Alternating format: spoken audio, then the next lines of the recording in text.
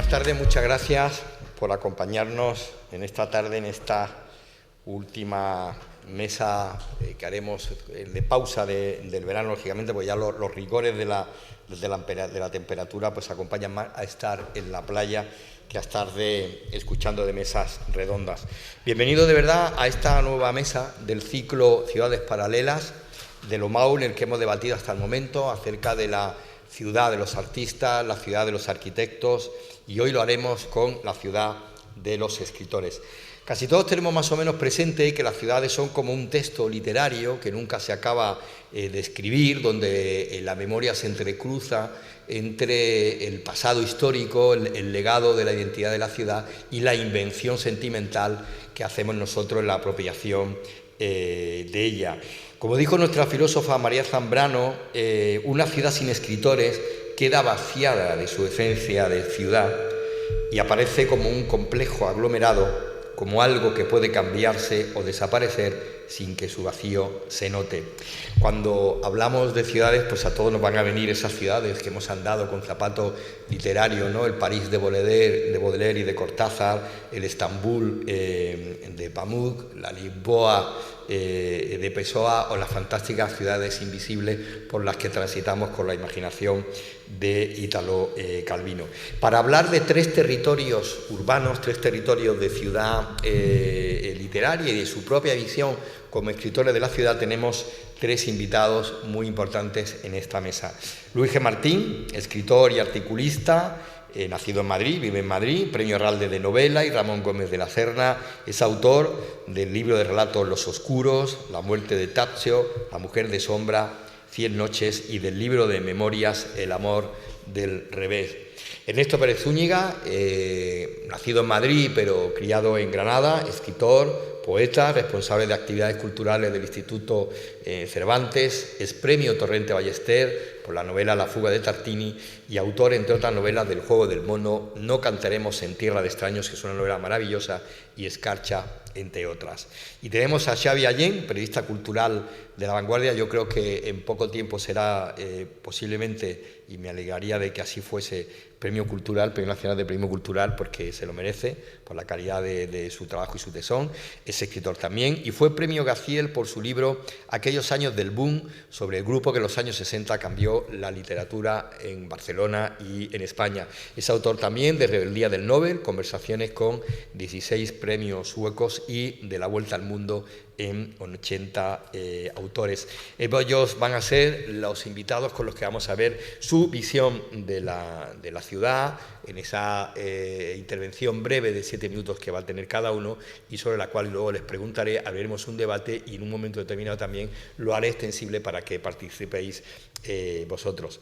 Luis, ¿qué es para ti una ciudad literaria? En tu caso, que es una pregunta que haré a cada uno, y por qué tú en tu caso, que es de lo que sirve de introducción a tu microponencia, Madrid, que es una ciudad con mucho pozo literario desde la época de Galdós, incluso mucho antes, ¿no? Pero es digamos, como la cumbre de la literatura de territorio hasta desembocar en la Modena Grande, pero sin embargo un momento que a ti esa territorialidad literaria de Madrid no te gustaba nada.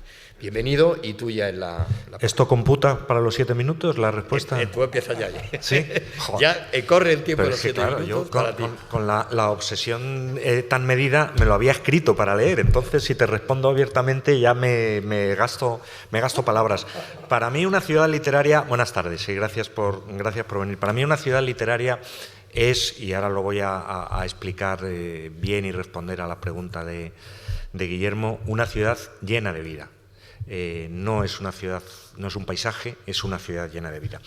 Hace pocos días, hace un par de semanas, leí una novela que se titula Una mañana radiante, una novela de James Frey gorda que no tenía ninguna pinta de que me fuera a gustar y que me encantó. Y es una ciudad cuya protagonista es la ciudad de Los Ángeles. Es una novela, cuya protagonista es la ciudad de Los Ángeles. No es que se desarrolle en Los Ángeles, sino que Los Ángeles, la ciudad, es la protagonista, como pasaba con el Nueva York de Manhattan Transfer, como pasaba con la Barcelona de la ciudad de los prodigios y como pasaba, por supuesto, también con una novela que yo detesté, pero que tiene algo que se puede conservar, que es el Madrid de la Colmena. Cuando decimos que una ciudad es protagonista, realmente, ¿qué es lo que estamos queriendo decir? Hablamos eso de los edificios, de las calles, del paisaje urbano, hablamos de su historia, hablamos de la tipología de los habitantes. Yo creo que hablamos de todo eso, pero hablamos de algo más. Como dice la psicología Gestalt, la suma, el todo es mayor que la suma de las partes.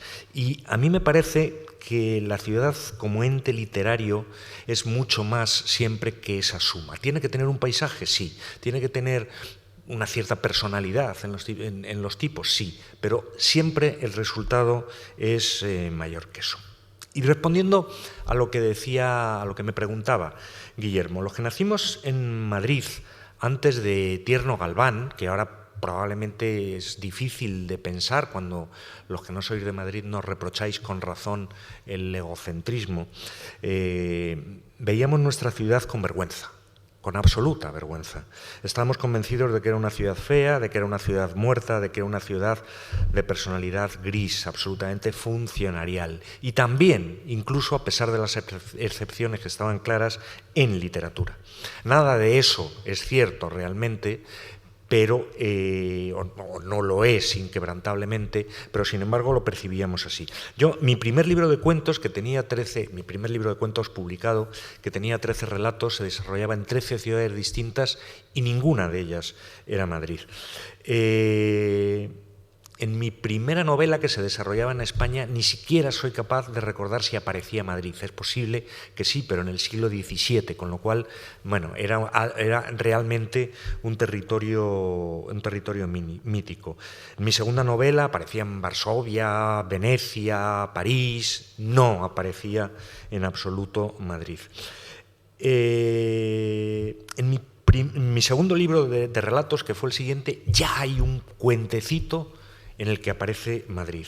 Y a partir de ese momento es cuando Madrid empieza a aparecer ya sin vergüenza en mi literatura. En 2005 publico una novela que se titula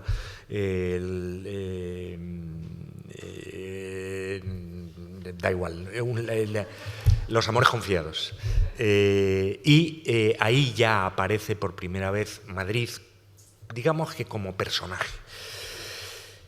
Tal vez tardé tanto en hacer aparecer a Madrid porque tardé mucho, como decía, en amar a Madrid, quizás más en amarme a mí mismo. Y es verdad que yo creo que las novelas en las que aparece Madrid es en las que aparezco de una manera más directa, y no vamos a hablar de Madame Bovary c'est moi, yo. El Madrid que aparece es el Madrid que yo viví, o el Madrid que viví desde la periferia, el Madrid de los barrios obreros, donde nací y me crié, el Madrid culturalista del Ateneo, de la Filmoteca, en el que me sumergí durante mis años universitarios y mi primera juventud, el Madrid de la movida, o de cómo se quiera llamar la movida, que es otro de los asuntos que se sigue discutiendo, ese Madrid en el que estaban los márgenes, en un espectáculo de absoluta vida, de juventud, esa gran vía llena de coches, esos locales gays que eran un dulce gueto entonces, esa forma de ver amanecer en Madrid. Todo ese espacio en el que se redimían vidas y se destruían otras, del que salían amores fulgurantes y suicidios inesperados. Era un material tan literariamente puro que los autores no sabíamos a menudo dónde elegir entre tanto. Yo debo confesar que nunca he leído una novela porque se desarrolla en Madrid. No tiene, creo, mucho sentido porque es mi ciudad y la conozco, no es una razón para leer una novela.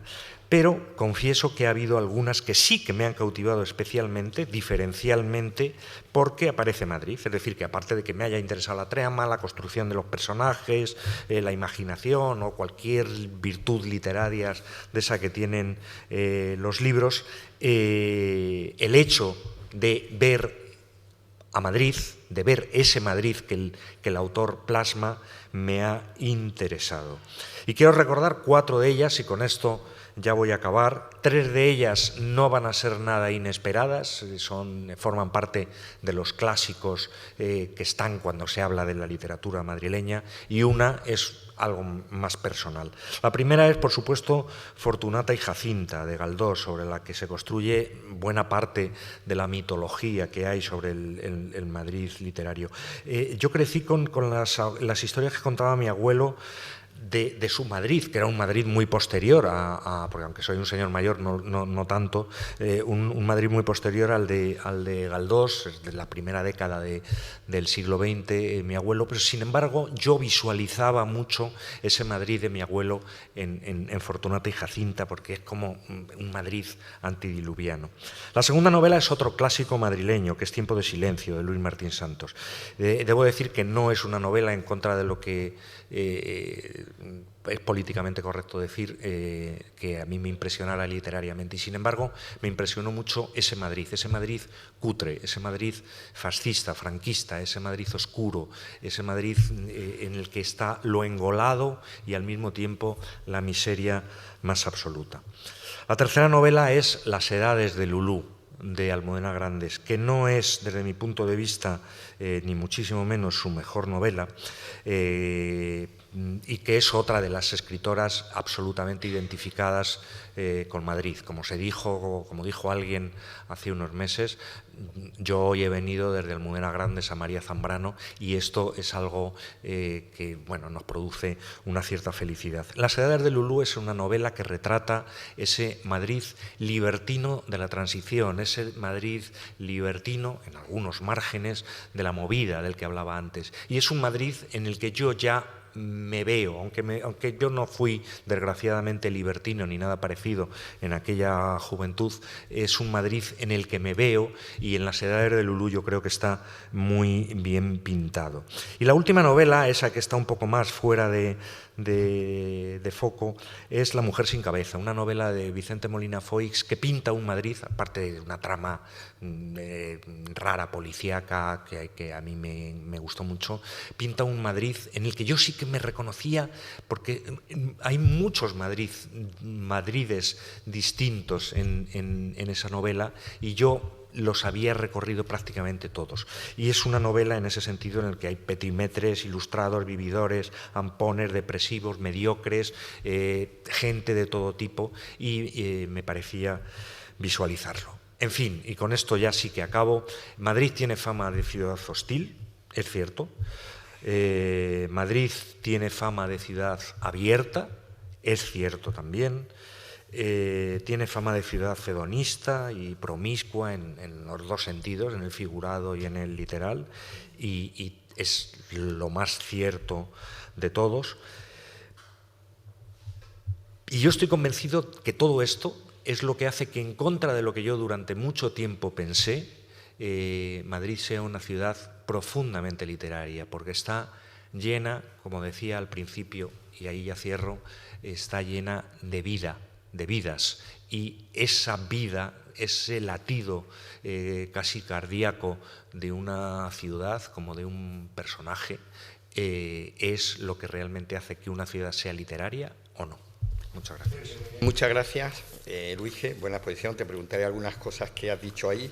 Has introducido dos temas muy interesantes, el del Madrid de la moda y la transición. Hay que recordar, o al menos quiero hacerlo yo, a Bárbara Allende, a Ocalele, que acaba de morir, que es una magnífica fotógrafa, pintora, performance, amiga, a la que echaremos de menos. Y has hablado de la ciudad oscura, algo que me viene bien para introducir Ernesto Pérez Zúñiga, que crece en una ciudad donde hay una herida permanente que nunca se ha cerrado, de hecho sigue estando ahí abierta, con una sutura muy, muy ridícula, incluso infestada, diría yo, que es la herida de Lorca, la Granada oscura de Lorca, a otra Granada de la transición que tú también tuviste la suerte de vivir, y con eso te doy pie a las ciudades de tu ciudad. Ernesto. Muy bien, Guillermo, muchísimas gracias por invitarme a esta mesa que me apetece mucho, además aquí en Málaga con estos compañeros. Gracias. Sí, a ver, Granada es una ciudad profundamente literaria y está marcadísima por una serie de autores que vienen, bueno, desde los autores nazaritas, que jalonaron de versos maravillosos esa ciudad y que luego fue borrada, esa tradición fue borrada durante siglos, ¿no? Ahora hablaré de eso, hasta, por supuesto, pues la ciudad que conoce todo el mundo ya de Pedro Antonio Alarcón, la ciudad romántica, la ciudad de Lorca y tantos escritores de los que luego también hablaré un poco. El caso es que, si nombro este tema de la ciudad nazarí, es porque tiene mucho que ver también con la tragedia de Lorca, ¿no? Y lo que incluso tiene mucho que ver con esa transición que yo viví. Yo nací en Madrid en el 71 y me fui a Granada, me llevaron a Granada, no fui solo, justo con la muerte de Franco. A los 75 entré yo en Granada y me encontré con una ciudad que ya de niño me resultaba absolutamente complicada. Yo era un niño sensible, ya tenía sensibilidad, pues no sé, del poeta que iba a ser o lo que fuese, y me resultaba una ciudad en que yo no acababa de encajar durante bastantes años, hasta mi adolescencia, y eso estaba simbolizado precisamente en la figura de Federico García Lorca. Mi familia, por parte materna, era de Alfacar, es de Alfacar. Federico García Lorca fue asesinado entre Lorca y Alfacar y yo transitaba esos lugares de la tragedia, ¿no? Pues con muchísima empatía hacia ese poeta que mi padre me dio a leer pues ya desde niño. Las obras completas estas de Aguilar estaban en mi habitación, en mi dormitorio, totalmente atrapadas por mí desde pequeño. ¿Qué pasa? En el colegio donde yo estudié, los Maristas de Granada, cuando se hablaba de Lorca, se hablaba de Lorca, bueno, había quien hablaba bien, pero a mí lo que me impresionaba negativamente era que Lorca era tratado como ese poeta maricón, al que le habían dado 4 tiros muy bien dados por maricón y por la espalda incluso soltaban groserías aún mayores, ¿no? Eso lo decían compañeros míos de clase, que por supuesto reproducían lo que vivían de sus mayores, ¿no? Entonces yo me daba cuenta de que esa ciudad, Granada, me di cuenta mucho más tarde, por supuesto, cuando analicé todas estas cosas, pero era un lugar donde la tragedia de España, la tragedia de una España llena de heridas, donde se enfrentaban y se seguían enfrentando en la transición tal como yo lo viví, una ciudad y una sociedad profundamente conservadora frente a otra que representaba la poesía de Lorca, la libertad, ¿no? El impulso de regeneración, ¿no? Era algo muy evidente que yo vivía ya de niño y viví de adolescente. Además, es una cosa que viene incluso desde los Reyes Católicos, desde esa expulsión de la poesía nazarí y de lo que fue la historia de España, ¿no? Eso es para hablarlo despacio y no me quiero entretener mucho. De adolescente, justo a través de poetas amigos y de lugares, como un bar fantástico que se llama La Tertulia, yo accedí a otra Granada, ¿vale? En la que salía del colegio, a una Granada totalmente distinta. O sea, la Granada que se enfrentaba a esa Granada tradicional y conservadora y que presumía de haber matado o ocultado cosas de la muerte de Lorca, ¿no? Esa era una Granada totalmente distinta. Era una Granada llena de poetas. Aquí tenemos a Antonio Jiménez Millán, tenemos a Guillermo Busuttil, a quien yo conocí de niño en La Tertulia, en esa tertulia, y tenemos a tantísimos escritores. De niño tú. De niño yo. Bueno, tú me llevabas 10 añitos. Era jovencito. Era un jovencito. Bueno, estaba Javier Egea, estaba Luis García Montero, estaba Antonio Muñoz Molina, bueno, muchísimos escritores que estaban allí, de jóvenes, hablando, y había también poetas de mi edad o escritores de mi edad. Yo tenía entonces, cuando empecé a frecuentar esos ambientes, 17, 18 años. Y claro, ¿qué me encontré? Una Granada totalmente distinta, que quería ser otra cosa, llena de sed, de una sed de otra historia, de otra vida, de otra manera de experimentar la existencia, una sed metafórica que se plasmaba en la sed de esos bares que frecuentábamos de noche, la Tertulia, el Essaouira, el Arena de Arquímedes, tantísimos sitios que se convertían además en un caldo de una conversación infinita, que yo creo que ahí había muchísimos escritores, muchos que han salido y han publicado libros y han hecho su propia historia literaria, y otros muchos que se han quedado en la memoria de aquellas noches, perdidos, poetas que recitaban poemas que entonces nos parecían magníficos y que dejaron de publicar, otros que, como Javier Egea, que se suicidó muy joven. Bueno, era una sociedad literaria, era una Granada literaria que conocía perfectamente su tradición, que conocía la Granada de Juan Ramón, que conocía la Granada de Lorca, y sobre todo que quería instaurar una manera distinta de vivir y de ser. Y en esa conversación infinita, regeneradora, creadora, pues allí fue donde realmente yo me eduqué y, digamos, fue el lugar donde yo hice mi propio barbecho y fui aprendiendo de toda esa Granada tradicional y tremenda que quedaba atrás y que quedaba viva en otra, y que queda viva en otra parte de la ciudad, ¿no? O sea, la literatura, la poesía era la vida frente a la cultura de la muerte, ¿no?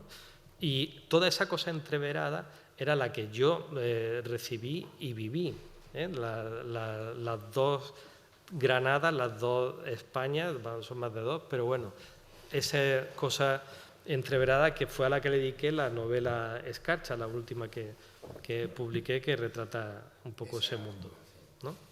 Muchas gracias, Ernesto. Una novela Escarcha que dialoga muy directamente con otra gran novela de la Granada Oscura, que es La Gran Granada, de Justo Navarro, ¿no? Que habla de esa...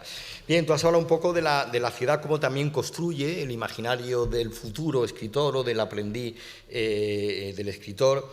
Y en ese sentido tenemos también a Xavi Allén, que es experto en una ciudad que yo creo que entre todas las ciudades quizás sea la que, si no más potencial literario ha tenido, sí que es la más referencial por la magnitud de la huella literaria, en el caso de la ciudad cuna de la novela negra española, con González Ledesma, con Juan Marsé, con Andreu Martín, entre Vázquez Montalbán, entre muchos otros, y esa otra Barcelona que en los 60 se vuelve de nuevo a transformar por el desembarco de unos escritores que venían como de paso y transforman la ciudad, el famoso boom, ¿no? Ese aforismo que hice yo hace años de con García Márquez, la literatura hizo boom, y yo creo que Barcelona también. Xavi. Hola, buenas tardes. Bueno, gracias por...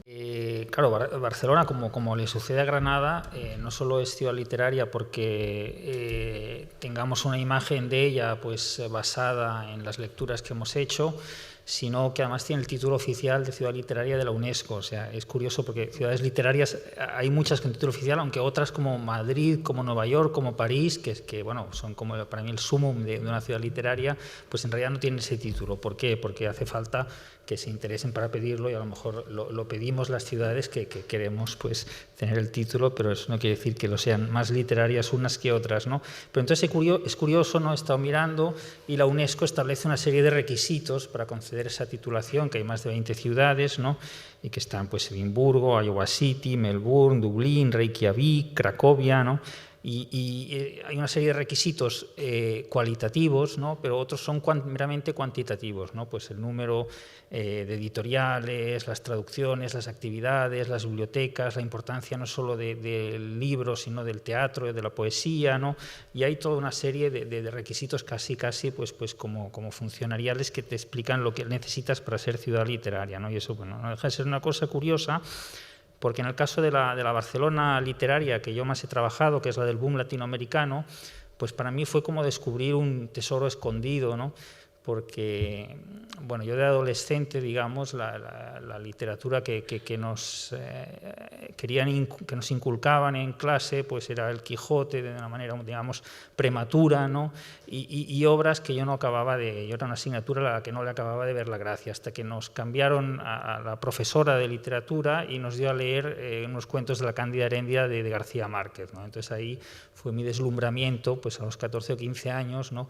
Me di cuenta de que la literatura podría ser otra cosa, ¿no? Me escapaba a la hora del patio pues a acabar de leer ese libro que habíamos empezado en clase y bueno, y entonces yo tengo ese recuerdo, eso fue lo que me hizo conectar, pero para mí todo aquello era un mundo muy lejano, era el mundo pues de Macondo, del realismo mágico, de países muy exóticos.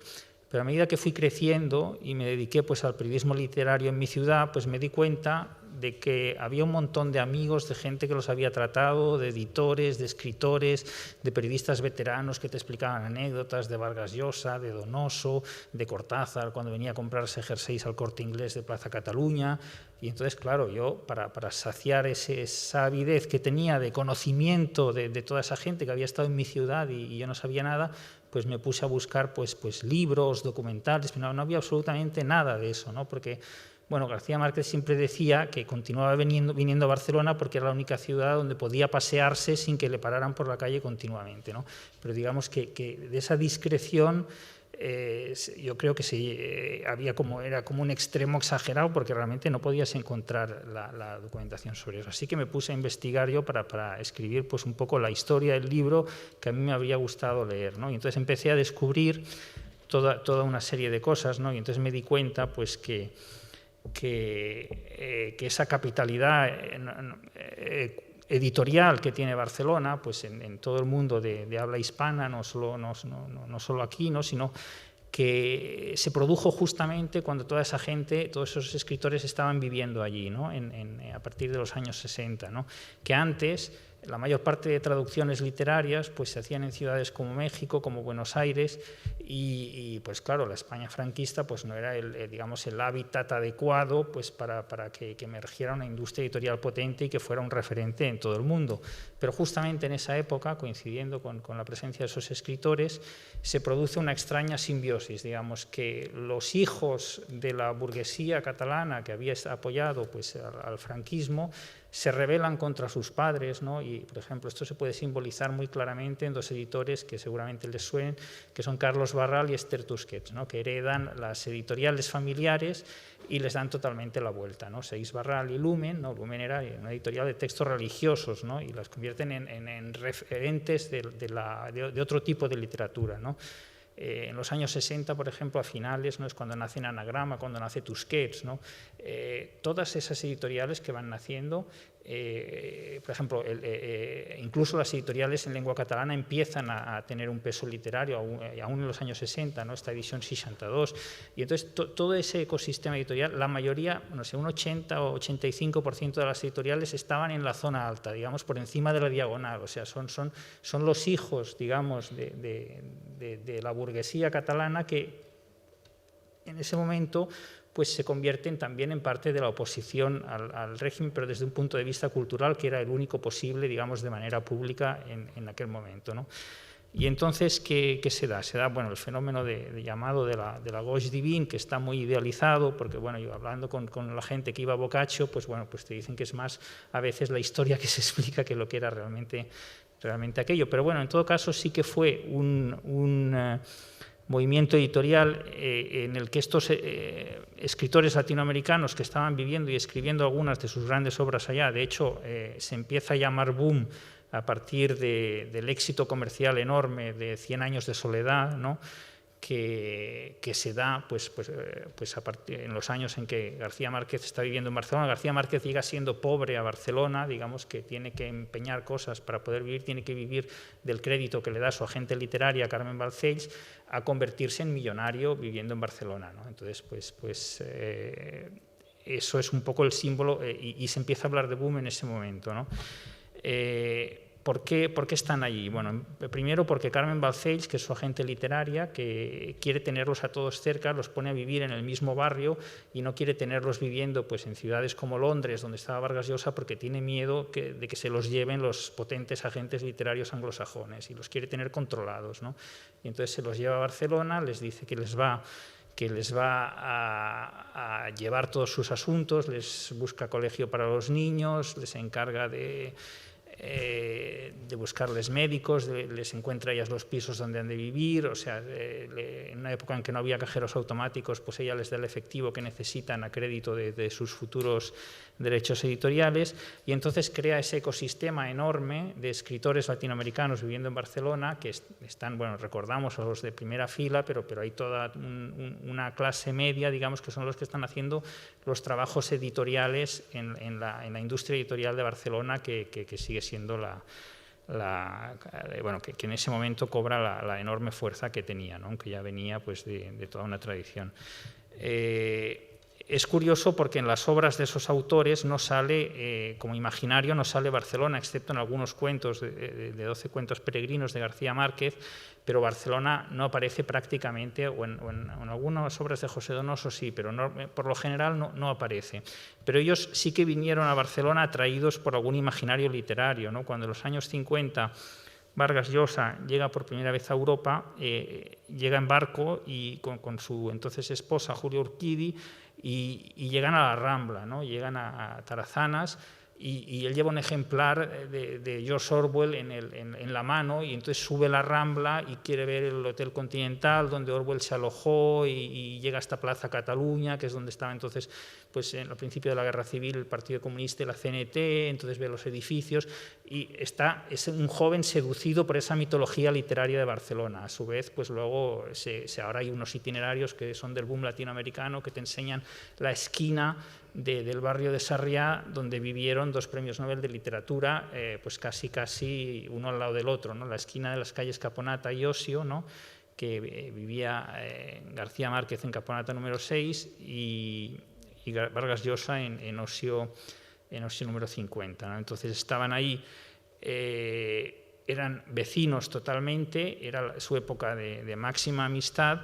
Y no solo eso, sino que en sus apartamentos pues, se alojaban desde la madre del Che Guevara a guerrilleros colombianos o cubanos o Régis Debray cuando venían a Barcelona, y aquello se convertía en una especie de meeting point que aglutinaba pues a los escritores latinoamericanos. Digamos que la B del boom latinoamericano se compone de muchas otras Bs, ¿no? De la B de Barcelona, de la B de Balcells, de la B de Barral, de la B de los barbudos de la Revolución Cubana.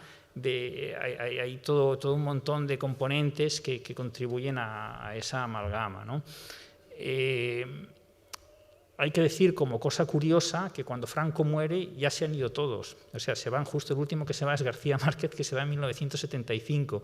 Y de hecho se había ido provisionalmente un tiempo, y al ver que Franco se ha muerto decide no volver porque tiene miedo de la inestabilidad que puede haber en España. Y entonces en aquella época creía que México era un sitio más estable, ¿no? que España, en la que pues después de la muerte de un dictador él se imaginaba que podía pasar cualquier cosa, ¿no? Bueno, pues ya les digo, Barcelona pues, vive mucho, digamos, de su imaginario literario, vive no solo porque tiene la industria editorial, tiene los 2 grandes grupos multinacionales, el Grupo Planeta y el Grupo Penguin Random House, tienen su sede central en Barcelona, y eso atrae, digamos, a muchos, no solo escritores, sino también a muchas industrias y empresas y cosas que están allí. Entonces tiene esa parte económica que es muy fuerte y muy potente, pero también tiene...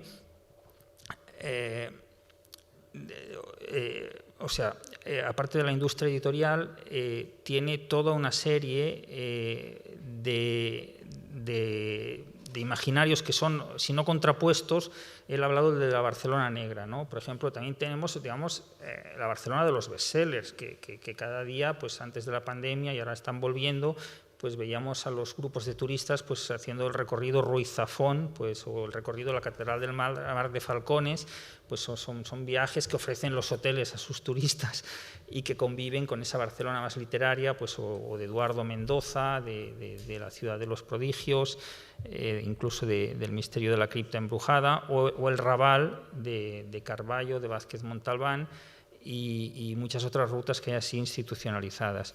Vamos a dejarlo ahí. Sí. Voy a preguntar sobre eso, Xavi, para ir compartiendo tiempos, que se ha apuntado cosas interesantes. Has contado lo de cómo llega Vargas Llosa. Voy a lanzar una pregunta para los tres: ¿cómo llega Vargas Llosa con esa mitología literaria, esa especie de mapa literario con el que también nosotros hemos podido ir a la Lisboa de Pessoa o al París de Cortázar? Pero vosotros, como escritores, como articulistas también de prensa, ¿cómo le podéis explicar al público, al lector, a la gente de la calle, cómo se lee literariamente una ciudad?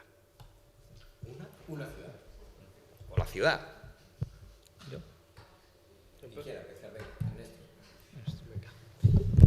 A ver, una ciudad, ¿cómo se lee literariamente? Está la ciudad que hemos leído, Sí. con la que llevamos todos estos escritores que hay nombrado, Sí, pero sí. el escritor incluso le transmite al público, Sí, al sí, lector, cómo hay que leer literariamente Sí, sí. la ciudad.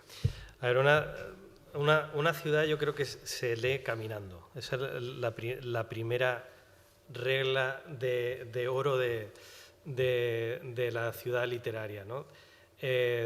Cuando caminas la ciudad, a mí me pasa, todavía en cualquiera, y me pasaba en Granada, me pasa en Madrid, y allí donde voy, descubro los lugares que he leído y que, por ejemplo, hablando de Lorca o de Juan Ramón, ¿no? En Granada, ¿no? Cuando va al Generalife o ves en el Generalife la placa maravillosa que narra, bueno, que no la narra, pero describe brevemente el encuentro de Boscán y Garcilaso. Eso está en el que hablaron en ese rincón del verso endecasílabo que trajeron a España, ¿no? Eso es increíble. Dice, aquí Cambió la lírica europea. Cambió la lírica europea y cambió la lírica española hasta ahora, Hasta ahora está la influencia de aquella cosa que pasó en 1502 o algo así. Entonces, caminando descubres todos esos sitios, ¿no?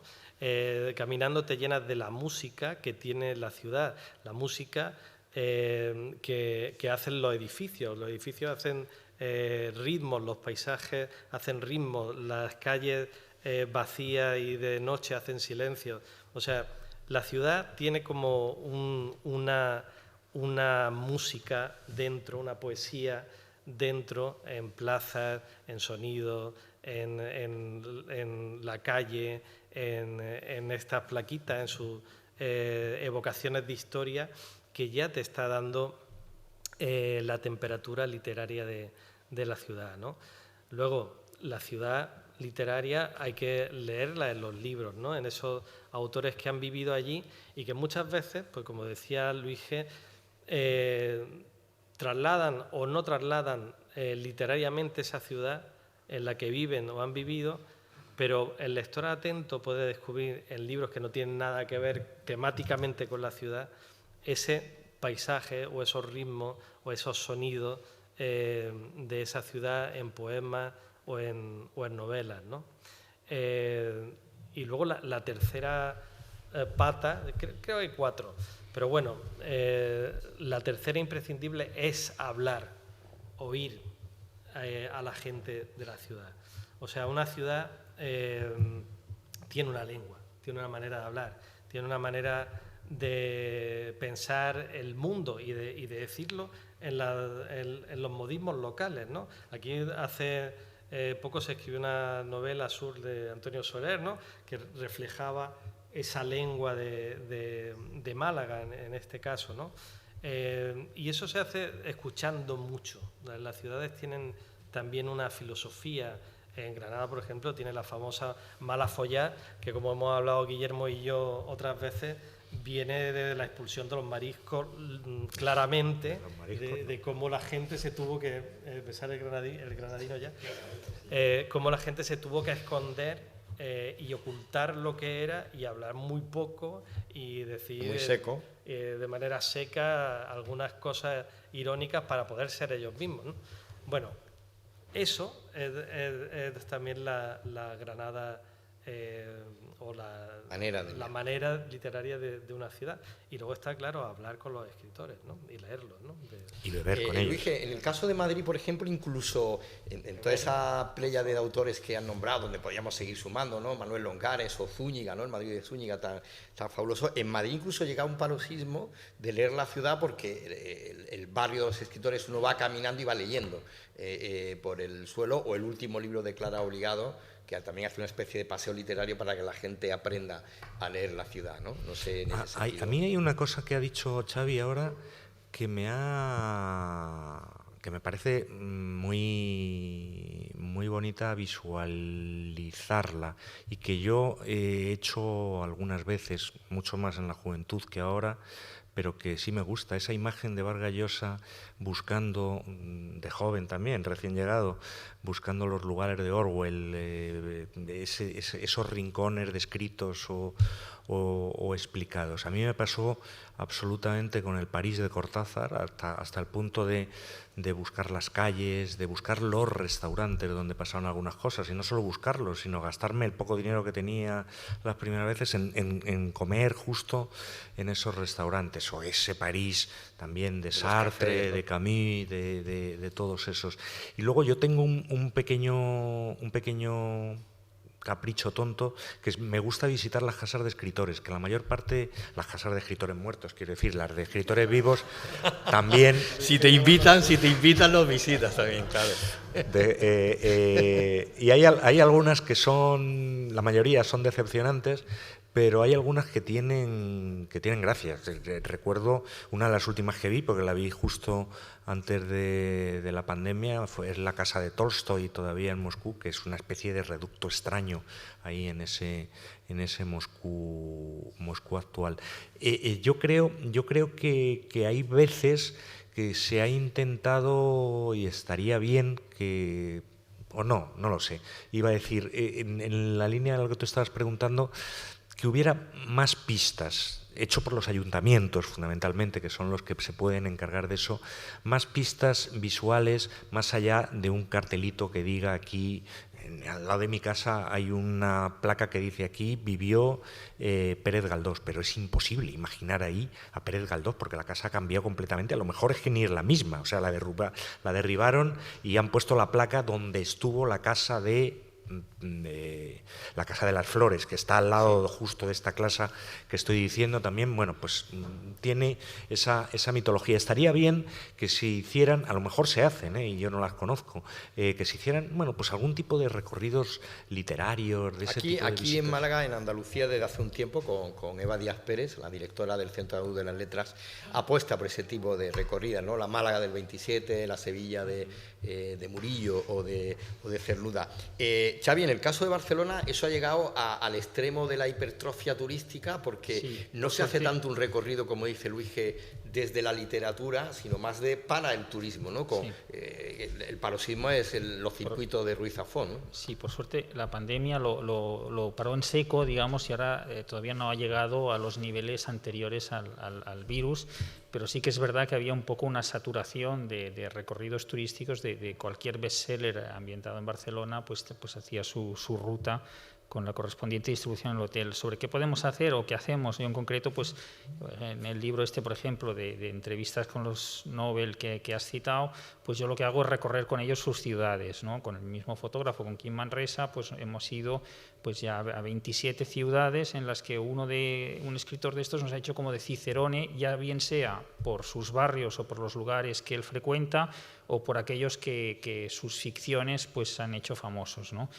y pues con Saramago estuvimos en Lisboa, con Pamuk en Estambul y bueno, una serie de recorridos, ¿no? Entonces lo de las casas también me ha hecho gracia porque sí que es verdad que yo intento también entrar en sus casas, claro, por supuesto en mi caso que soy periodista es de los vivos, ¿no? Pero sí que, por ejemplo, pues yo uno de los recuerdos que tengo así más importantes en Londres, de los que más me impactaron a mí, es que no tenía ninguna cita y me dieron la dirección de Doris Lessing y llamé al timbre de la puerta y ella pues abrió en bata, estaba en la cocina haciéndose un té, pues nos hizo pasar y nos estuvimos allá 3 horas, estaba viendo las carreras de caballos, pero quiero decir que muchas veces, pues a veces si no tienes cita consigues ver más cosas que si estás... Yo eso no lo he hecho, yo solo muertos. Bueno, es la famosa, ¿no? El famoso axioma de Gaitalese con Frank Sinatra, ¿no? De busca los márgenes que sabrás más, ¿no? No sé si estáis de acuerdo, porque además los tres representáis también, hay una corriente importante en vuestra ciudad y en vuestra época, que las ciudades también son de papel y se leen, en el sentido de que cada ciudad, cada una de vuestras ciudades, ha tenido ese reflejo de ciudad de papel en un periódico, ¿no? En el caso de Madrid, Diario 16 y El País, que fueron periódicos donde la transformación literaria de la nueva Madrid, incluso de la revisión de Cela y de Zúñiga, estuvo presente en el periódico. En el caso de Xavi, La Vanguardia, incluso la famosa revista de la contracultura, donde yo trabajé en una época hasta que me pude escapar con nuestro amigo Pepe Rivas, y en el caso de tuyo, Ernesto, el Diario de Granada, que acaba de cumplir además 40 años, que es donde precisamente empieza, además de yo que era muy jovencito, otro joven que ha llegado muy lejos en la literatura, que es un flaner de literatura como Muñoz Molina, ¿no? ¿Qué pensáis en esa evolución que ha tenido la ciudad literaria, la ciudad de los escritores, el papel que han tenido los periódicos en esos momentos, con el papel que juegan o no juegan hoy día con respecto a las ciudades? Luis.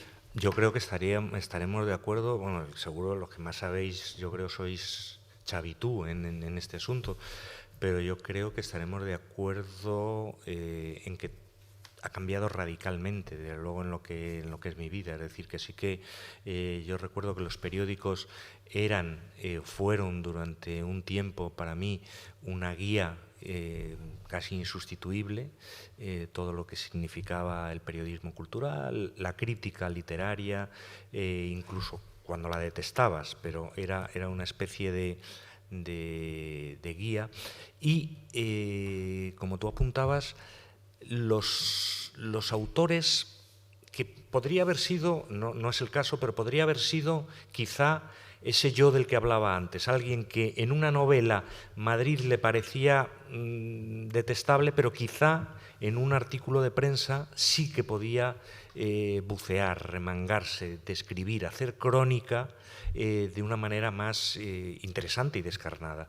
Y yo también recuerdo haber leído, no solo de Madrid, claro, haber leído de ciudades, la importancia que tuvo alguien como Andrés Fernández Rubio dirigiendo El Viajero, encargando a muchos escritores que hablaran de sus viajes, de ciudades, y que hicieran pequeños reportajes que siempre estaban un poco virados hacia lo letraherido, es decir, que tenían, bueno, pues ese prurito de que bueno, seguramente pues mi madre no habría hecho el mismo viaje, pero tenía algo de especial, de mirada literaria, incluso cuando no se hablaba en absoluto de libros. Qué buena época la de Andrés Fernández Rubio del Viajero, era maravillosa. A ver, yo creo que eso ha cambiado mucho, ¿eh? Una ciudad se retrataba en sus periódicos, y en Granada pues estaba el Diario de Granada, me acuerdo de Granada 2000, que tenía su espacio literario, El Ideal, por supuesto, donde mi hermano desde hace, José María, que es escritor también, tiene una columna estupenda, se llama La Cerradura. Pero eso con el tiempo, o sea, con la digitalización, ¿no? Y con la globalización, yo creo que ha cambiado mucho, porque las ciudades se retrataban o florecían en sus papeles, de alguna manera, ¿no? Eran flores de papel, y los periódicos retrataban lo que la ciudad era, ¿no? Pues efectivamente estaba el Robinson urbano que estaba escribiendo Antonio Muñoz Molina en aquellos años, que eran unos artículos realmente maravillosos, ¿no? Pero bueno, aparecían otros... Umbral en Madrid, sí. Claro. El Splin de Madrid, ¿no? Claro. Pero eso yo creo que ha cambiado mucho. Había otra cara de la moneda de los periódicos que eran las revistas, ¿eh? Que las revistas, en el caso de Granada, las revistas literarias también había de todo Olvidos tipo. de Granada. Había Olvidos de Granada, había un montón de fanzines también que los poetas jóvenes publicaban. Te encontrabas los textos literarios de, digamos, los más senior, que tampoco lo eran tanto, ¿no? Porque era gente que a lo mejor cuando estabais escribiendo vosotros o Antonio, pues tendríais 25 o 30 años como muchísimo. Y, y se publicaban en una revista estupenda. Los más jóvenes estábamos en revistas que inventábamos o en gamberradas múltiples que concebíamos, pues no sé, con Alfonso Salazar y con tanta gente de aquella época, pero buscábamos el papel, ¿no? El papel era el lugar de las plaquettes, el lugar de, pues sí, de pronto un artículo en un periódico, eran lugares que retrataban la ciudad.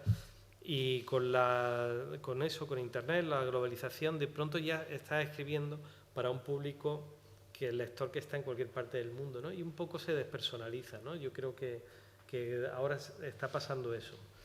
El caso vuestro, Xavi, más bien lo contrario, ¿no? Hace poco se cumplieron 100 años, ¿no?, del suplemento de cultura, con una exposición magnífica, y el suplemento de La Vanguardia, incluso La Vanguardia en sí misma como periódico, la sección en la que tú trabajas de cultura, sigue siendo un espejo, ¿no?, de la literatura de la ciudad y la literatura europea, mundial, y etcétera, ¿no?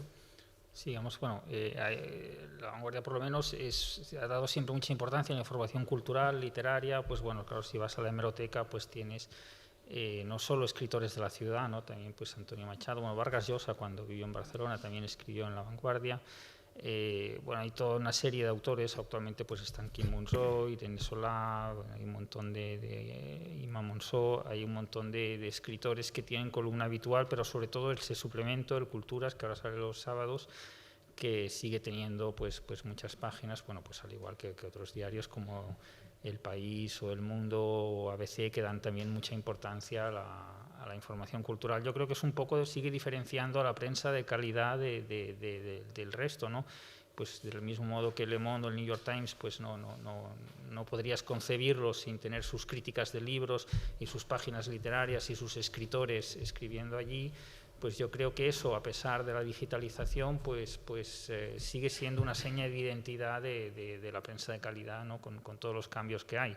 Los cambios que hay es verdad que son muchos, que quiero decir que una época, yo no soy, o sea, yo lo he vivido esa época, ¿no? Que tú le ibas al director del diario y le decías que tenías una entrevista con Kenzaburo en Tokio y te ibas allá y el diario te pagaba el viaje, y ahora hoy eso es inviable, ¿no? Es decir, ahora los periodistas viajan, sobre todo los que cubren guerras y partidos de fútbol.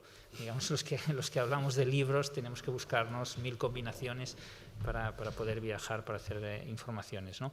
Pero sí, es verdad que bueno, pero eso no tiene por qué redundar en una menor calidad, en el sentido de que se puede hacer un buen reportaje tanto en Kiev como en el Raval de Barcelona. Quiero decir que la distancia no quiere decir que lo estés haciendo mejor, ¿no? Que tiene que ver el rigor que tú empleas y el tiempo que dedicas al tema, ¿no?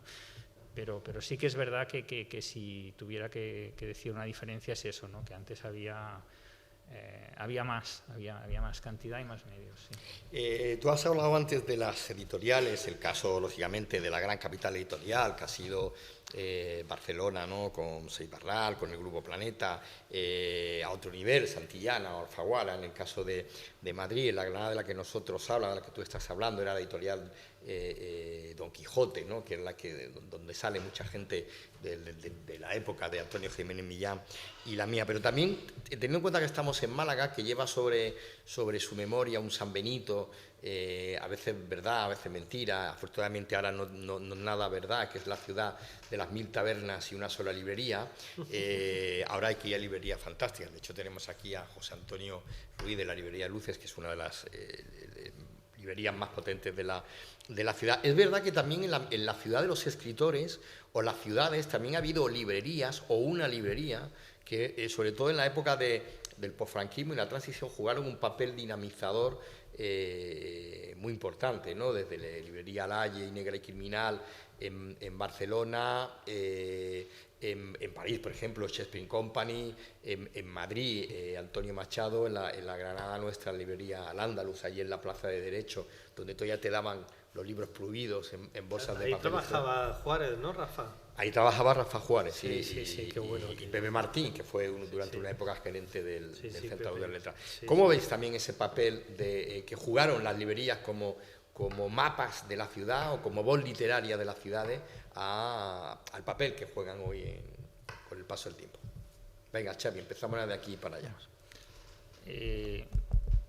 Bueno, en Barcelona hemos dado muchas noticias de librerías que cierran, pero hemos dado todavía más de librerías que abren en los últimos años. O sea que sí hay que hacer un balance y yo no diría que no sería catastrofista, ¿eh? Lo que pasa es que las que están abriendo pues son no son tan grandes, pero sí que es verdad que hay muchas más, ¿no? Y ahí el papel de la librería de barrio, que yo creo que se está revalorizando, ¿no? Y sobre todo en los tiempos de pandemia han sido muy importantes y la gente se esperaba poder comprar el libro que abriera la librería de su barrio o lo pedía por internet, y hubo un movimiento de solidaridad con estos pequeños negocios que la gente sentía que era importante que existieran y que no todo se comprara pues en las grandes cadenas o en las grandes superficies, ¿no? Yo, pues, por ejemplo, mi barrio ahora tiene 4 o 5 librerías y les va bien, es decir, no están para cerrar ninguna de ellas, y de esas 5 hay 3 que no existían hace 10 años, ¿no? Entonces, yo no creo que en general estén pasando un problema. Se dice que el sector del libro es el que ha resistido mejor al virus, ¿no?, en comparación con los demás. Y yo creo que eso, bueno, en líneas generales es verdad, ¿no? Siempre habrá pues casos de librerías que cierran, lamentablemente, y muchas cierran a veces porque se jubila el propietario y es verdad que la dedicación que pide una librería en relación al beneficio que da, pues seguramente no es la misma que en otro tipo de negocios, pero yo no creo que estén en riesgo, al menos en lo que veo en Barcelona, no. Muy bien, gracias, Xavi. Yo voy a poner 2 recuerdos personales sobre la mesa. Uno que me resulta extraño y que he contado ya en un libro autobiográfico, y que es que yo tenía 18 años, o sea, en 1980, 81, en una crisis vital, yo persigo a un chico del que estaba enamorado a Torrevieja, que era el paradigma de la nada. Y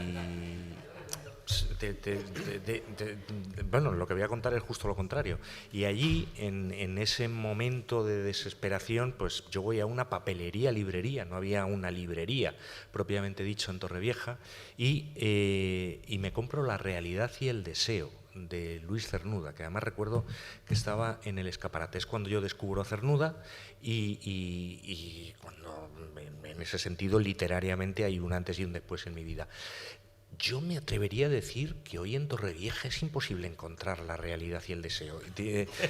Entiendan ustedes la realidad y el deseo en un sentido metafórico, es decir, no concretamente ese, sino cualquier libro equivalente. Sin embargo, lo que está diciendo Xavi yo creo que es verdad. Las librerías cada vez tienen más porosidad en las ciudades, eso es así. Y luego la otra cosa que yo recuerdo es que en Madrid, en Barcelona también había hubo una librería que sigue abierta, aunque ha ido reduciendo espacios, que se llama Bercana, una librería LGTBI, que en el momento en el que... Porque yo con las librerías siempre he tenido un pequeño problema, que es igual que con los peluqueros. Cuando me empiezan a hablar, cambio, porque yo quiero ir a los sitios Eso es bonito, cuando empiezan a hablarte las librerías, cambia de librería. Claro, porque me gusta mirar los libros a solas y hurgar y no sé qué, y si está el librero diciéndote, al final, como soy de estas personas débiles de carácter, me acabo comprando todo lo que me recomiendan y es muy contraproducente. Con lo cual, esa librería, que era una librería especializada, en la que había libros, primero que ya habían pasado una selección del librero, de la librera, en este caso, de las libreras, que los había buscado, que los había elegido, que no eran libros que pudieran caer fácilmente en tus manos, y en segundo lugar, bueno, pues que le ponían el foco a algo que a mí me interesaba, vamos, a mí y a tantos gays y lesbianas en ese momento, te interesaban mucho, y por lo tanto la librería hacía un trabajo, un plus. No era simplemente una distribución, no era tampoco simplemente, que ya no es simplemente, sino no era solo que también el librero te pudiera aconsejar, te pudiera guiar, porque yo sí que me sentía más o menos guiado por la prensa que hablábamos antes, por amigos. Es decir, yo casi siempre iba a las librerías sabiendo lo que quería comprar, pero en este aspecto no. En este aspecto era una librería que a mí me servía mucho para asentar bueno, pues un espacio que era mucho más difícil de manejar sin su existencia. Muy bien, mi librería como espacio vital. Yo hago te recojo el guante de esa Málaga de las 1000 tabernas y una sola librería para hablar de esa comunicación, ¿no? que también había y hay entre las tabernas y las librerías. O sea, en Granada la literatura sucedía en esas conversaciones que describía antes brevemente, ¿no? Allí pues hablabas, yo qué sé, descubría a Onetti, que Onetti estaba vivo y publicando entonces, y tenía 17 años, y te iba a la librería. Un Onetti que estuvo en la tertulia de Granada, que era bar y librería también. Claro, que era, sí, ese lugar era increíble. Y te comprabas el libro de Onetti, que además es verdad, como tú dices, de pronto te lo encontrabas en la tertulia de Granada, como te encontrabas muchas noches a Enrique Morente. No, pero estuvo invitado. Alguna, y te encontrabas a Alberti, o te encontrabas a Juan Marsé, o te encontrabas a Caballero Bonal muchas veces, a Enrique Morente de madrugada se ponía a cantar, alguna vez se traía a Pepe Habichuela antes de que viviera en Madrid, o estaban por ahí haciendo un bolo, o una noche, recuerdo, después del primer festival de tango que hizo Tato Révora, el dueño de esta tertulia en Granada, que estaba nada más y menos que Roberto Goyeneche, tomando allí una copa, y a las 3 de la mañana se levantó y cantó una Malena temblorosa y cocainómana que nos dejó a todos totalmente entangados, maravillosos. Entonces te ibas de la taberna a la librería, y eran librerías efectivamente con un fondo vivo, literario, tremendo, donde te encontrabas en poesía a Vallejo, o Enrique Morente cantaba mucho a Pedro Garfias. Yo descubrí a Pedro Garfias, este poeta del exilio, gracias a Enrique Morente. Y había un libro de Pedro Garfias, me acuerdo que me compré en una librería de Granada, a lo mejor fue al Andaluz, que donde estaba este maravilloso poeta Rafael Juárez, que murió hace poco, y tenía una conversación estupenda con él, ¿no? O sea, había un trasvase continuo, ¿no? Y ahora pasa que muchas librerías se están convirtiendo en tabernas realmente, ¿no? Como pasa en Madrid, como con tipos infames, ¿no? Sí. Donde vas a tomarte una cerveza y te encuentras con un amigo, te citas allí, te compras unos libros, ¿no? Yo creo que las librerías están haciendo una labor importantísima, las librerías literarias, porque en el mundo de hoy literario, en el que hay una mistificación de lo que es la literatura, se mezcla, incluso en las editoriales literarias está muy mezclado lo que es literatura comercial, literatura literaria, y por no hablar de la literatura, o sea, de las editoriales históricamente literarias, que son muy, muy comerciales, ¿no? Las librerías literarias hacen un trabajo de selección maravilloso. En Madrid, que es donde vivo ahora, hay unas cuantas librerías que son un verdadero escaparate de lo que se debe leer, ¿no? En los tiempos actuales, y te hacen una criba estupenda, ¿no? Pues tipo Infame, desde luego, las Machado, por ejemplo, Alberti, ¿no? La Alberti, que con Lola Larumbe, que es maravillosa, librera, que no sé, y Sin Tarima, hay un montón. Como decía Xavi, se están abriendo muchas librerías. Sí, son un poco el termómetro cultural de la ciudad, ¿no? Sí, Las librerías. sí. Antes de pasarle al público la palabra para que os pregunte, porque seguro que tienen cosas que preguntaros, voy a hacer una última pregunta. Tengo muchas más, pero una que tiene que ver un poco para completar el mapa de la ciudad de los escritores, que es algo sustancial al mundo que vivimos, que es el presente del espectáculo, ¿no? La ciudad literaria como espectáculo, que funciona muy bien. En el caso de Barcelona, Sant Jordi, hay gente que va expresamente en las fechas de Sant Jordi para ver en vivo el fenómeno. En el caso de Madrid estaría el Festivaleño o la Feria del Libro de Madrid, que al final todo el mundo desembarca en ella. Mañana se inaugura. En el caso de Granada sería el papel que juega Granada, ciudad de la UNESCO, que dirige Jesús Ortega, o aquí en Málaga, por ejemplo, tenemos con la Térmica la Noche de los Libros. ¿También se ha convertido eso un poco en marca literaria de las ciudades, Xavi? Bueno, Sant Jordi es una cosa que realmente es un poco especial, es decir, el 100% de la población compra un libro al menos ese día, el 100%, quiere decir, y si no pueden salir de casa, le piden a alguien que se lo compre, y no es una feria que se haga en un lugar, sino que ocupa toda la ciudad a la vez, o sea, todas las calles de la ciudad tienen paradas de libros. Todo el mundo sale a la calle a comprarse un libro, es a la vez también el Día de los Enamorados, la gente compra una rosa también. Se compra un novio o una novia con un libro, ¿no? Sí, también depende del libro que te regalen, pues decides si te interesa o no. Y entonces, por lo tanto, no es comparable a una feria del libro, porque además es una infraestructura enorme y solo dura 24 horas, es enormemente fugaz. Y en esas 24 horas pues hay editoriales que facturan más del 30% de sus ventas anuales en un solo día. Depende de la editorial, puede oscilar, algunas son el 20%, así, otras un poco menos, pero es enorme y es un fenómeno que no se puede explicar, ni yo mismo sé por qué lo hago. Yo lo hago porque desde niño ya lo había visto y me emocionaba mucho salir con mis padres y ver todo eso, y me compraban un TVO o un libro más tarde, y era una cosa pues emocionante, ¿no? Y pues cuando te empieza a gustar a alguien, lo primero que haces pues es eso, regalarle un libro o una rosa, ¿no? Y entonces pues es algo que es algo con una fuerza enorme, ¿no?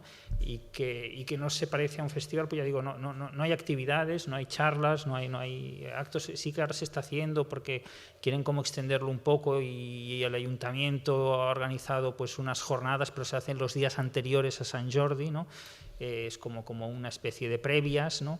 Pero lo que es ese día es una fiesta popular, y bueno, y efectivamente pues con la pandemia que no se pudo celebrar, pues ahí sí que las librerías y las editoriales lo pasaron mal, y hasta se tuvieron que inventar hacerlo en julio cuando había menos restricciones, pero no acabó de funcionar porque la gente lo tiene muy, muy asumido que es el 23 de abril.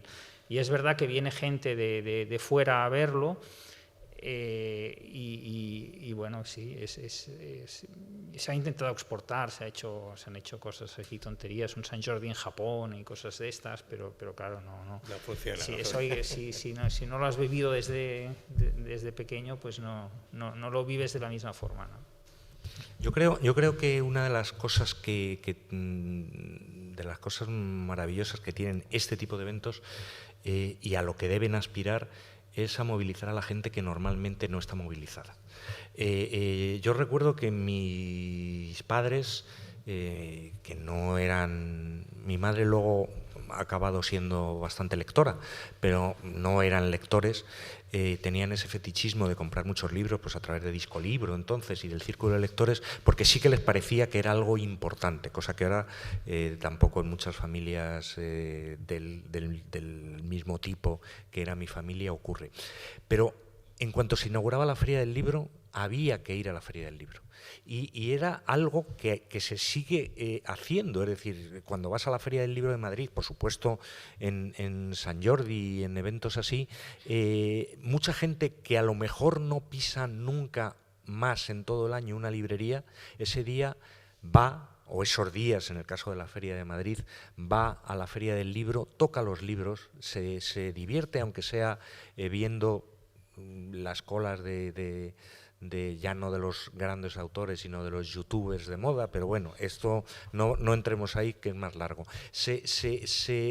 Hay una conexión con lo que tiene el objeto libro, que sigue siendo lo que creemos que es un objeto sagrado, sigue siendo algo extraño que, bueno, aunque te pase una vez al año, está bien que te pase. El hecho de salir en todos los telediarios, de ocupar cabeceras de prensa, en que haya una noticia sobre si este año San Jordi ha sido el récord o la Feria del Libro va a serlo ahora. Yo creo que todo eso es lo bueno. Los que vamos a las librerías habitualmente y los que tenemos, desgraciadamente, la casa llena de más libros de los que vamos a poder leer en el resto de nuestra vida, pues ese tipo de eventos tienen menos importancia, creo. De hecho, nos agotan, ¿no? Un poco, ¿no? Porque como participamos en ellos y hay tanta gente, ¿no? De pronto, cuando no te gustan las multitudes, te agotan. Pero, sin embargo, a mí que no me gustan las multitudes, me encantan que las ferias del libro llenen las ciudades, ¿no? Las ciudades de provincias que se llaman, las que no son las grandes capitales como Madrid y Barcelona, se nota muchísimo porque normalmente, y he estado en muchas, están en el centro de la ciudad siempre, ¿no? En Granada pasa, ¿no? Está ahora efectivamente en la Fuente de las Batallas, la gente pasea por allí, la gente que paseaba por allí, algunos compran libros, otros muchos no, pero lo importante es que el libro como objeto ocupa una presencia, es como una edificación de libros, de casetas. De pronto hay una maqueta nueva que ocupa la ciudad y esas maquetas son las casetas de la feria que están llenas de multitud de editoriales, multitud de libros y multitud de escritores que estamos allí pues para firmar o no firmar, porque muchas veces pasamos allí para que nos tiren cacahuetes. Eso efectivamente, pero es muy importante ocupar el espacio, ¿no? En el centro de las ciudades, ya sabéis, estaban y siguen estando las catedrales, los ayuntamientos y una vez al año la Feria del Libro, ¿no? Y eso simbólicamente es fundamental en esta época para difundir la lectura. A mí me gustan mucho, además, los eventos que simbolizan algo más, ¿no? Ahora en Madrid se va a hacer por primera vez y estoy muy contento porque de alguna manera lo impulsé yo en la Cuesta de Moyano, que me invitaron hace un año, con Lara, que tiene una asociación que se llama Soy de la Cuesta, pues se va a hacer un Bloomsday por primera vez. Pues estábamos ahí hablando con un librero precisamente del Ulises, de lo poco leído que era. Se acercaba el centenario y le dije a Lara, que es la presidenta de la asociación, oye, ¿por qué no hacemos un Blues Day en Madrid? Y se va a hacer el próximo 16 de junio, un Blues Day. ¿Qué significa esto? Pues es poner no solamente un escritor, sino un tipo de literatura pues en la ciudad, ponerlo simbólicamente. Ya sabéis que el Ulises es famoso por ser un libro difícil de leer, ¿no? Pero simbólicamente lo pone en la calle para que la gente se acerque a él, ¿no? Y para que hablemos de él en las calles o sea, ese tipo de eventos que de pronto personifican los libros, ¿no? Y se ponen a andar por la ciudad, como ocurre también con las rutas de Valle Inclán, ¿no? Que en Madrid es fantástico. Yo muchas veces he entrado en las Bravas, que es el bar donde estaban antes los espejos de la calle del Gato, solo por eso, el bar es espantoso. Sí, el Ciriaco, ¿no? Porque ¿dónde empieza? Bueno, el Casa Ciriaco sigue teniendo su sabor, ¿no? Pero el de los espejos, que además no por el ayuntamiento, sino por el bar, es un sitio muy, muy curioso, ¿no? O sea, las ciudades las tiene que ocupar la literatura, ¿no? En forma de libros, en forma de recitales, ¿no? Como pasa en América, cuando vas a América, ahí te invitan a un festival de poesía y están las plazas llenas de gente, ¿no? Sí, la feria de Guadalajara, ¿no? La FIL de eso es maravilloso, ¿no? Bien, teníamos por aquí preguntas del público, seguro. Pedro, ¿no? Que te he visto ir a por un micrófono, ¿es que quiere preguntar? No. ¿Alguien quiere preguntar una pregunta? ¿Nuestros invitados? Seguro que sí, ¿o no? Bueno, el tema que habéis planteado... Espera, que hay un micrófono para que te oigan bien. Para que se le coja mejor. El tema... ¿Se me oye ahora? ¿Sí, ahora? El tema que habéis planteado me parece interesantísimo. Yo creo que quedaría para hablar horas, ¿no? Yo, de todas formas, yo creo que haría una distinción entre pues, las ciudades literarias entre la mirada que genera la metrópoli, es decir, la gran ciudad, sobre todo en la literatura del siglo XX, y las ciudades mucho más pequeñas, mucho más, digamos, provincianas, para entendernos, ¿no? Pues yo creo que la metrópoli genera a veces como experimentos literarios, como experimentos de collage o de mirada cinematográfica, desde Manhattan Transfer a Berlín Alexanderplatz, por ejemplo, ¿no? O incluso Rayuela de Cortázar. Es decir, son novelas poliédricas, novelas muy experimentales, ¿no?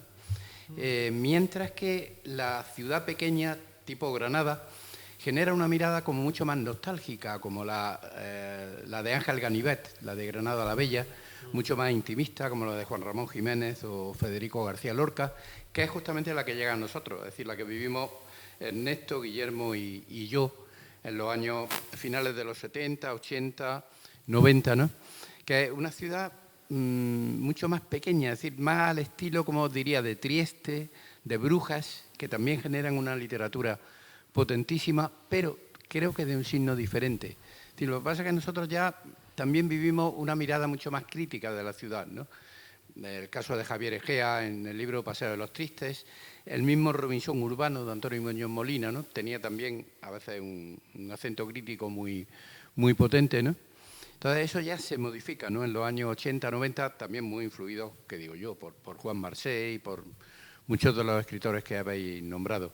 No sé si compartí un poco esa visión, ¿no? Es lo que has dicho de la división, ¿no? Entre la ciudad nostálgica, intimista de la pequeña ciudad y la metrópoli. Yo creo que se explica que no lo había pensado nunca, pero claro, esa pequeña ciudad tiene algo como de pequeño, de paraíso, infierno, porque sabemos que está el infierno ahí dentro, ¿no? Sí, claro, pero tiene también algo como de esa ciudad idílica que pudo ser. Bueno, en el caso de Granada, como además está llena de rincones, evocaciones, bellezas a raudales por todas partes, se potencia aún más, ¿no? Y la ciudad grande, la metrópoli, pues grandes avenidas, ¿no? Esa ciudad ya dividida, partida, ¿no? Fragmentada con múltiples cosas, ruidos, tal, no sé qué, sensaciones, cosas que pasan, política, ¿no? El centro normalmente de los estados o de las cosas de los que pasan en la historia y en la sociedad, genera una literatura más experimental, ¿no? Es curioso, Granada es una ciudad de poetas buenísimos. Y de pintores, De hecho, esa época es una época muy collage, como ha dicho Antonio Jiménez Millán, ¿no? Ese arco que va del 79 al 84, diría yo, de 85, 86, ¿no? De galerías, de pintores, donde la relación literatura, arte y música forma, digamos, el tercer eje de las dos ciudades donde hay movida fuera de Madrid, que son Vigo, las tres, Vigo, Málaga y Granada en esos años, ¿no? Y además en Madrid, curiosamente, hay muchísimas más narradores o novelistas, ¿no? Y ciudades como esta generan muchos poetas, ¿no? Porque por esa mirada, que por supuesto no es inocente y como bien dice, pues es muy, muy crítica. Ese libro de Javier Egea, Paseo de los Tristes, que es magnífico, de alguna manera anunciaba su propia... Hay algún poema que anunciaba su propia muerte décadas después de lo que él probablemente no era consciente todavía, ¿no? Sí, él lo llevaba puesto, digamos. Yo ¿no? te iba a matizar una cosa, os iba a matizar una cosa. Es verdad que una gran ciudad, cuanto más grande sea, más invita al caos, con lo cual invita a la desconexión de todo. Y lo otro también es evidentemente cierto, pero lo grande, como lo bueno del fútbol y lo grande de la literatura, es que hay gente que puede descolocar eso. Estábamos justamente hablando ahora de un autor que lo descolocó en una ciudad que es capital de su país, pero que no era una ciudad grande como es Dublín, y descolocó y jugó con lo experimental. Y en España acaba de publicarse, yo creo que uno de los pocos autores que siguen haciendo literatura experimental, el es muy relativo hablar de literatura experimental, pero que sigue haciendo literatura experimental ahora o experimentando con la literatura, es Juan Gómez Bárcena, y acaba de publicar una novela que recién acabo de empezar a leer, con lo cual no sé si, no tengo ningún juicio sobre ella, que es sobre un pueblo mínimo, su pueblo cántabro mínimo. Y luego, en el otro sentido, yo te diría que también en la gran ciudad hay muchos libros, y estaba pensando ahora, me saldrán después muchos más, pero estaba pensando en muchas novelas de Almudena Grandes, en los que se deshace la ciudad por abajo, justamente, es decir, por el barrio, por la nostalgia, por la concentración, se puede emparentar un paisaje de algunas novelas de Almudena Grandes con cualquier Granada o con cualquier ciudad de provincias. O sea que, siendo verdad la máxima que has planteado, yo creo que al final en la literatura todos los ángulos y todas las miradas son posibles. Totalmente de acuerdo contigo, pero además es que podríamos sacar libros sobre grandes ciudades que tienen esa otra mirada intimista y preocupada por los barrios, que te digo yo antes he puesto otros ejemplos, pero se podían poner otros tres. Por ejemplo, Infancia en Berlín, de Walter Benjamin, o Dirección Única, donde hay una mirada fragmentaria, detallista, o uno menos conocido, El peatón de París, de Léon Paul Fargue, que es un libro excelente, un libro que no es una novela, es un libro de artículos. Es un libro de Flaner, sí. Sí, y es como una visión del París de los años 30, así barrio por barrio, y oficios y tal. Es decir, que también, es decir, que yo he hablado de novelas experimentales, pero efectivamente está la otra mirada, ¿eh? Es un libro muy del fotógrafo de Jet, ¿no? Que va cogiendo varios oficios que van desapareciendo, y él lo narra lo mismo que Jet, es el testamentario fotográfico a desaparecer. Claro, tú has citado a Marcé, ¿no? que es el que amplía la frontera, o sea, explica lo que pasa al otro lado del Parque Güell, ¿no? El Monte del Carmelo, que no tuvo excesiva continuidad esa línea, pero ahora yo sí que creo que sí que se está dando un auge también junto pues, a Juan Gómez Bárcena, que habla de Toñanes, ¿no? En lo demás es aire, pero junto a esa corriente, digamos, más pequeña, incluso ruralista, Gaby Martínez también está ahí, pero en las periferias de las ciudades está haciéndose una literatura, por ejemplo, Kiko Amat, su última novela, ¿no? Revancha, Carlos Zanón en la que hizo Albert Lladó también, que habla de Ciudad Meridiana, ¿no? Carlos Zanón, que habla del Guinardó, yo fui Johnny Sanders, Cristina Morales, que viene de Granada pero que ha estado en Barcelona y ha reflejado también los barrios periféricos de Barcelona, y es una literatura con un ritmo distinto, con un lenguaje en los diálogos que más cercano a la oralidad de esas zonas, y es una literatura muy interesante y tiene muchísima vida esa que se está haciendo ahora en las periferias, ¿no? ¿Tenéis alguna pregunta? ¿Alguien más del público? Sí, José Antonio. Espera de que te van a dar el micrófono. Pasadlo si sois tan amables, porque así se escucha mejor. ¿Se oye? Perfecto, sí. Sí, la duda, la pregunta, casi que la ha respondido Xavi, se está hablando sobre todo en pasado. Compartimos unas ciudades que sufren gentrificación, que tienen Airbnb, que desaparecen con el turismo de masa, que ya tienen centros que son de cartón piedra, donde hay un escenario, donde se cumple un papel. Y Xavi me ha respondido de alguna manera, la literatura o la ciudad literaria del futuro o del presente está en la periferia, no está en el centro, no está en la plaza donde estaba el Andaluz, no está en la casa de Galdón, no está en los barrios bien de Barcelona, está en la periferia porque desaparecen las ciudades que hemos conocido. ¿Qué opináis vosotros de ese...? Sí, tienes razón, pero también te voy a poner excepciones. José Ovejero, que es un escritor al que seguro que conocéis, tenía un proyecto que creo que ha abortado, que era escribir un libro que se titulara La vuelta al mundo en Lavapiés, que es un barrio que está en el centro de Madrid y que es un barrio que se acabará gentrificando, pero que de momento lo que ha hecho es absorber, convertirse en la periferia mundial en sí mismo. Es decir, puedes encontrar de todo. Puedes tener sensación de miedo y puedes tener sensación de júbilo, como metáfora de todo tipo de... Yo hablaba al principio de que una ciudad es literaria cuando está llena de vida, pues hay veces que un espacio muy pequeño, que todavía sigue estando en el centro de Madrid, sigue estando lleno de vida. ¿Se gentrificará? No me cabe la menor duda, pero como tampoco sabemos si va a haber Tercera Guerra Mundial el próximo mes, pues a lo mejor no se gentrifica. O sea, Seré un poco breves en la respuesta porque tenemos otra pregunta y ya vamos un poco justo. ¿Queréis responder a lo que ha preguntado José Antonio?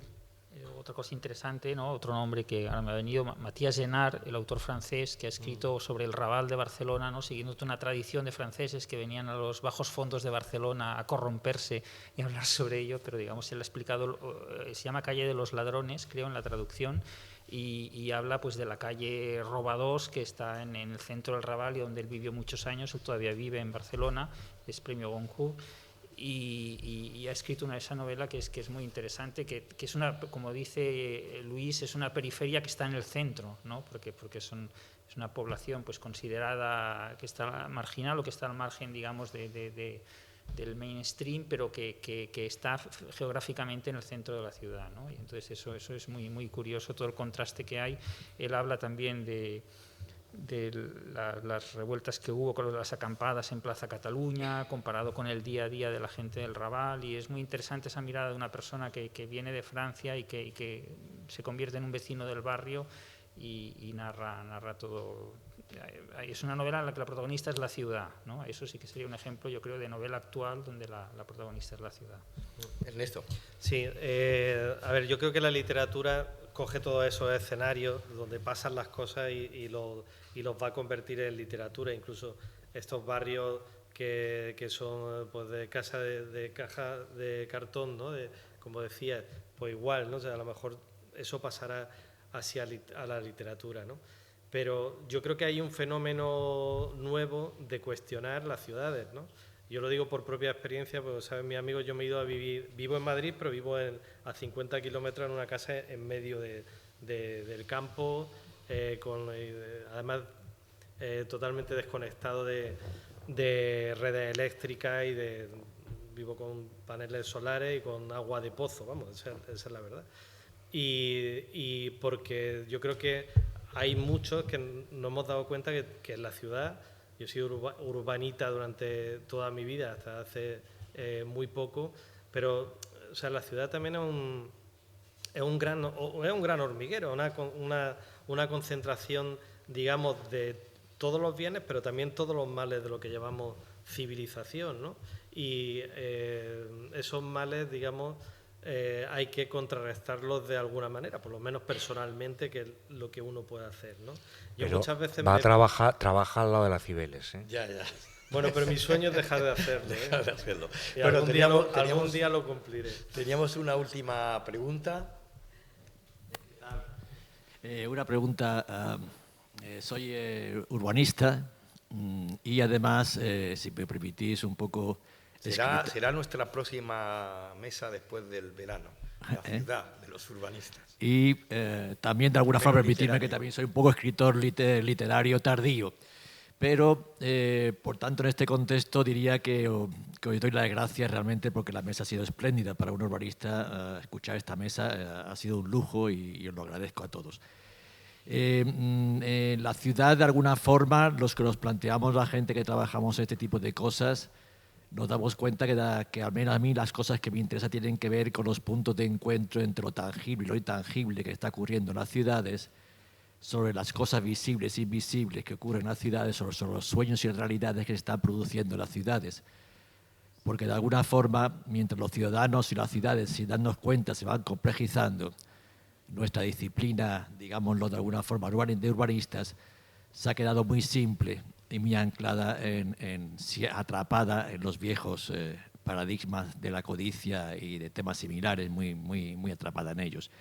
Por lo tanto, permitidme que os permita, si podéis, de alguna forma, y al que le apetezca, hacer un ejercicio, al que le apetezca contestar, de qué cosas de las intervenciones que ha habido en las ciudades han podido fortalecer ese imaginario literario que tanto habéis hablado, y qué otras cosas de las intervenciones que se han hecho en las ciudades contemporáneamente han podido ser dañinas o han destruido esa parte del imaginario literario que tanto habéis remarcado aquí, y que intento de alguna forma acercar ese imaginario a la realidad de las intervenciones que las ciudades han hecho. Buena pregunta. Voy a pedir que seáis muy breves, porque vamos casi fuera de tiempo, para que cada uno de vosotros diga una cosa, como la ha propuesto en su pregunta de inteligente, una buena y otra mala. Pero Yo te voy a decir que soy absolutamente incapaz. Yo creo que las ciudades son la historia de la mudanza perpetua, y que por lo tanto las intervenciones que hoy